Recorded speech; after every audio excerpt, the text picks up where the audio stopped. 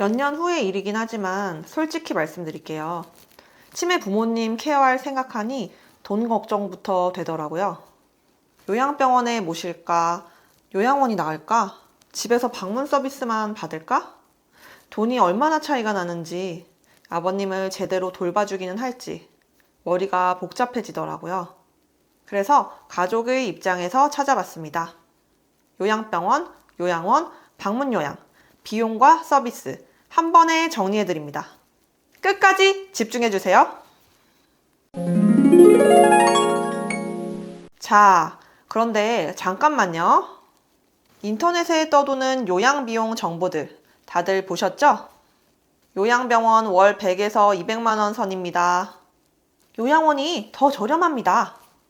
이런 말들. 절반만 맞는 이야기입니다. 저 금액에는 빠진 게 있어요. 간병비, 기저귀 비용, 식대, 소모품비. 이 숨겨진 항목들을 다 더하면 통장에서 빠져나가는 실제 금액은 완전히 달라집니다. 오늘 저는 그 진짜 숫자를 알려드릴 겁니다. 요양병원, 요양원, 방문요양. 각각 내 통장에서 매달 얼마가 빠져나가는지, 그리고 지원금 받는 방법까지 가족 입장에서 낱낱이 정리해 드리겠습니다. 일단 세 가지 선택지의 결정적인 차이 딱 한 줄로 정리해 드릴게요. 하루 24시간 중 의료진이 반드시 곁에 있어야 하는 상황이냐 아니냐. 이걸 먼저 파악하셔야 돈 낭비도 후회도 없습니다.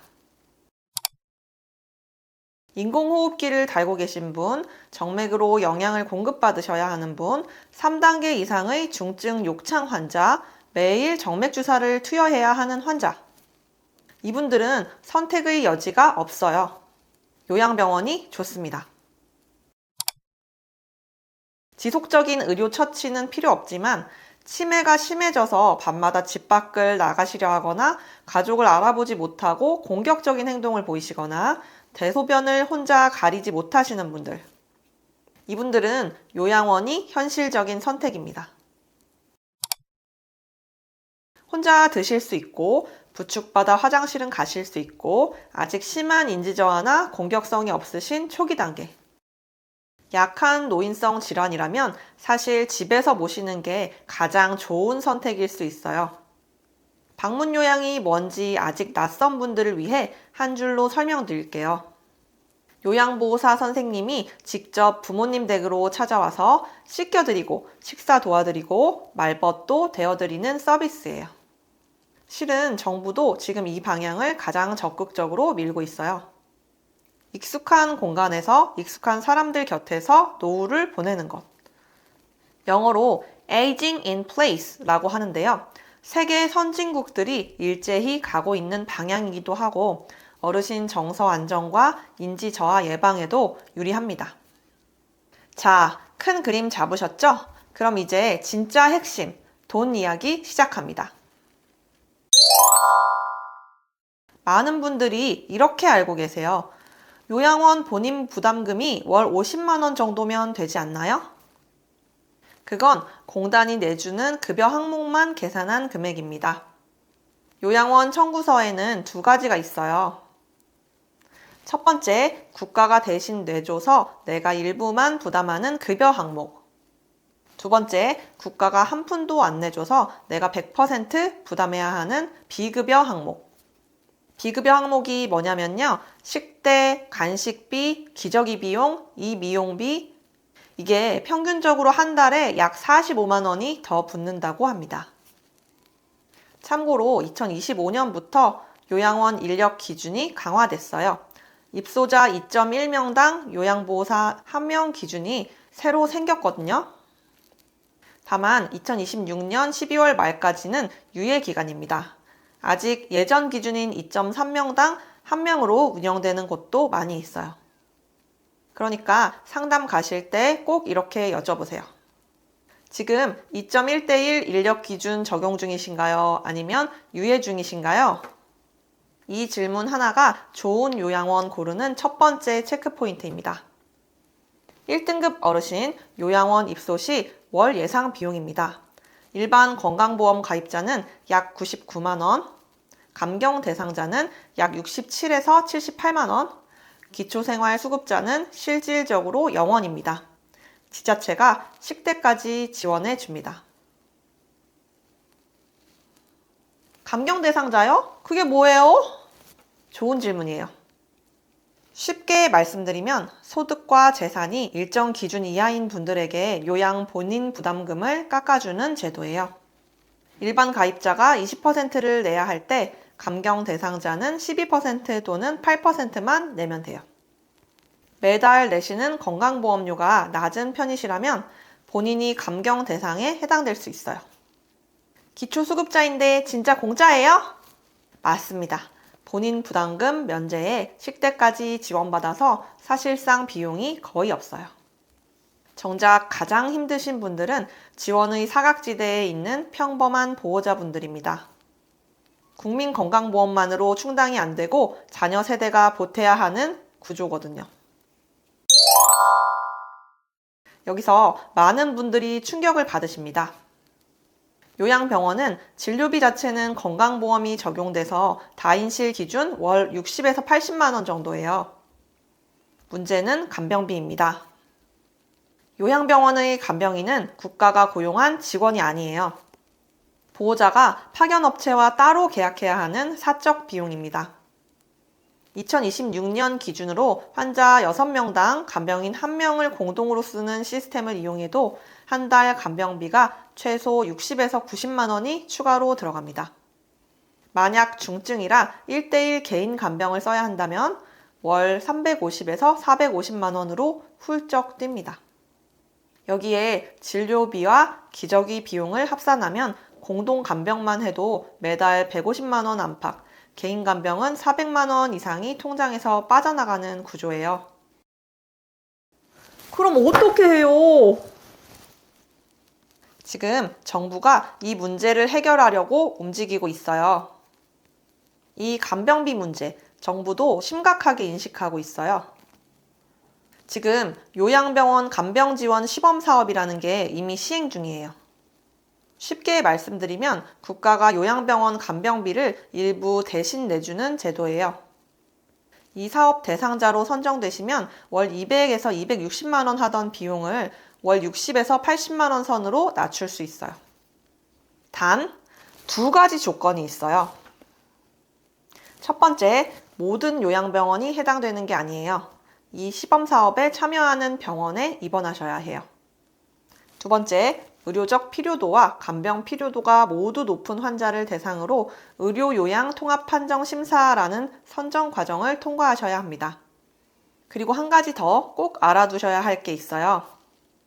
이 혜택, 입원 기간이 6개월을 넘어가면 3개월마다 본인 부담률이 조금씩 올라가는 구조예요. 처음엔 부담이 확 줄어들지만 장기 입원으로 이어지면 혜택이 서서히 줄어들게 됩니다. 그러니까 단기적으로 활용하면서 그 사이에 다음 단계 계획을 세워두시는 게 현명한 방법이에요. 부모님이 요양병원이 필요한 상황이시라면 담당 사회복지사나 국민건강보험공단에 꼭 문의해보세요. 간병지원 시범사업 대상 병원인지 통합판정 신청이 가능한지 한마디면 됩니다. 자, 이제 방문요양 차례예요.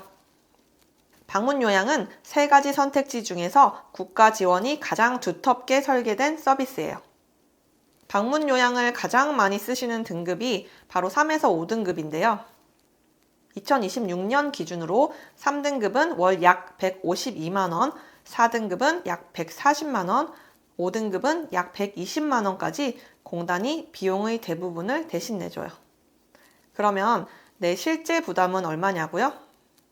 3등급 어르신이 하루 3시간씩 주 5일 방문요양을 이용한다고 가정하면요. 일반 가입자 기준 본인 부담이 한 달에 약 17에서 19만 원 수준이에요. 만약 5등급이라면 한 달 한도액이 조금 더 낮거든요.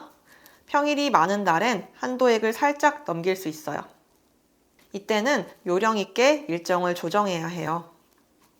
그게 말이 돼요? 요양원은 100만 원인데? 맞아요. 방문요양은 그만큼 국가 지원이 탄탄하게 설계된 서비스예요. 그런데 있잖아요. 방문 요양의 진짜 가치는 숫자로 환산이 안 되는 부분에 있어요. 요양원이나 요양병원에 모시면 가족이 면회 가는 날이 아니면 부모님 얼굴을 못 보잖아요. 방문 요양은 달라요. 부모님이 평생 사신 집에서 당신 물건들 곁에서 당신 방에서 주무세요. 그 익숙함이 치매 초기 어르신한테 얼마나 큰 안정감이 되는지 노인 전문가들은 다 알아요. 실제로 노인 정신의학 전문가들은 경고합니다. 치매 초기 어르신에게 요양원 입소 같은 급격한 환경 변화는 좋지 않다고요. 이전 증후군이라는 것이 와서 인지 기능이 떨어지게 될 수 있다고요. 시설 입소가 꼭 필요한 단계가 분명히 있어요. 하지만 그 단계가 오기 전까지는 집에서 모시는 방문 요양이 부모님 건강을 가장 오래 지키는 방법일 수 있습니다. 물론 방문 요양에도 현실적으로 알아두셔야 할 부분이 있어요. 하루 3-4시간 서비스가 끝나면 남은 시간의 돌봄은 가족이 감당하셔야 해요. 부모님 상태가 많이 나쁘다면 그 공백을 메우기 위해 추가로 간병인을 고용해야 할 수도 있고, 그렇게 되면 비용이 더 올라갈 수 있어요. 그래서 처음 시작할 때 설계가 정말 중요해요. 어르신 하루 일과를 꼼꼼히 파악해서 어느 시간대에 도움이 가장 필요한지 먼저 짚어야 해요. 아침에 혼자 식사하기가 힘드신 분, 저녁에 낙상 위험이 큰 분, 씻는 걸 극도로 싫어하셔서 매번 전쟁인 분. 이런 상황에 딱 맞게 시간을 배치하면 몇 시간이라도 전문 돌봄의 효과가 훨씬 커집니다. 그리고 방문 요양과 함께 꼭 챙기셔야 할 게 하나 더 있어요. 제가 놓인 주택 안전환경 조성 사업이라는 게 있거든요. 평생 한 번 100만 원 한도 내에서 집안 문턱 없애기, 화장실 안전 손잡이 설치, 미끄럼 방지 타일 작업을 지원해 줍니다. 낙상으로 인한 고관절 골절이 어르신들한테 얼마나 위험한지 아시잖아요. 요양보호사 선생님이 오시는 시간 외에도 집안 환경 자체가 안전하면 사고를 절반 이상 줄일 수 있어요. 지역 주민센터나 노인복지관에 문의하시면 바로 신청하실 수 있어요. 여기서 속으로 이런 생각 드시는 분 있을 거예요. 결국 돈 많은 사람들만 잘 모실 수 있는 거잖아요. 꼭 그렇지만은 않습니다. 아까 말씀드린 감경제도 기억하시죠? 소득이 낮으신 분들은 요양원 본인 부담금을 확 줄일 수 있고 방문 요양도 마찬가지예요. 감경 대상자는 본인 부담률이 15%가 아닌 6에서 9%로 줄어들어요. 월 18만 원도 부담이 되신다면 6%를 적용받으면 7만 원 수준으로 내려가거든요. 국민건강보험공단에 꼭 문의해 보세요. 그리고 한 가지 더. 부모님 자택을 유산으로 남기려고 손 못 대고 계신 분들 많으시잖아요. 주택연금을 알아보세요. 부모님 자택으로 주택연금에 가입하면 매달 나오는 현금을 든든한 요양비로 활용하실 수 있어요. 수령액은 가입 연령 및 주택 평가액에 따라 달라지니 한국주택금융공사에서 꼭 확인하세요. 유산으로 집 한 채 물려주려다 자녀 세대 통장까지 바닥나는 것보다 부모님 생전에 그 집에서 편안히 모시는 게 훨씬 현명한 선택입니다. 제 지인 이야기 하나 들려드릴게요. 친하게 지내는 지인이 70대 초반 아버지를 모시고 있었는데 경도 치매 진단을 받으신 직후였어요. 처음엔 무조건 요양원을 알아봤대요. 이제 집에서는 못 모시겠다는 생각이 앞섰대요. 근데 상담을 받아보니 아직 방문 요양으로 충분히 케어가 가능한 단계였대요. 요양보호사 선생님이 매일 오전에 오셔서 아버지 아침 식사 챙겨드리고 씻겨드리고 산책도 같이 하고 인지자극 활동도 함께 해주시더래요. 3개월이 지나고 나서 지인이 이런 말을 하더라고요. 아버지가 요양보호사 선생님 오시는 시간을 기다리세요. 오늘 선생님 와? 하고 아침부터 물어보신대요. 그리고 이런 말도 했어요. 처음으로 퇴근하고 아버지 얼굴 보는 게 두렵지 않아졌어요. 낮 동안 잘 계셨다는 걸 아니까요. 그게 핵심이에요. 익숙한 집에서 정이 든 선생님과 함께 하루를 보내는 것. 그 일상이 유지될 때 어르신 인지 저하 속도도 늦춰지고 가족도 직장 다니면서 숨통이 트이는 거거든요. 굳이 지금 시설로 가지 않아도 된다는 것. 그 정보 하나가 그 가족에겐 정말 큰 위안이 됐어요. 보호자분들이 자주 하시는 실수 2가지만 짚어드릴게요. 첫째, 비용이 싸다는 이유만으로 시설을 고르는 것. 시설 방문하셨을 때 원장님 말씀보다 직접 복도를 걸어보세요. 냄새를 맡아보세요. 시큼한 소변 냄새에 인공 방향제를 덮어놓은 시설. 그건 기저귀를 제때 못 갈아들이고 있다는 신호입니다. 요양보호사 선생님들의 표정도 보세요. 인력이 부족한 시설의 직원들은 극도로 지쳐 있어요. 그 피로가 결국 우리 부모님께 향하게 됩니다. 상담 가실 때 꼭 물어보세요. 2.1:1 인력 기준 적용 중이신가요? 아니면 유예 중이신가요? 야간에는 몇 분이 근무하세요? 이 질문에 당황하거나 얼버무리는 시설은 거르셔도 됩니다. 둘째, 장기요양 감경 혜택을 받고 있는지 확인조차 안 하는 것. 장기요양 감경제도 다시 한번 말씀드릴게요. 요양원이든 방문요양이든 국가가 정한 본인 부담금을 소득이 낮은 분들에게는 깎아주는 제도가 있어요.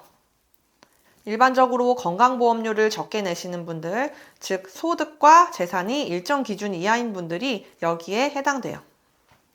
공단에서 기준을 보고 자동으로 적용해 주긴 해요. 그런데 문제는 안내 우편물을 놓치거나 해서 본인이 감경 혜택을 받고 있는지조차 모르는 분들이 정말 많아요. 혜택을 받고 있는지 모르니까 확인도 안 하고 그냥 청구서 나오는 대로 100% 다 내고 계신 거예요.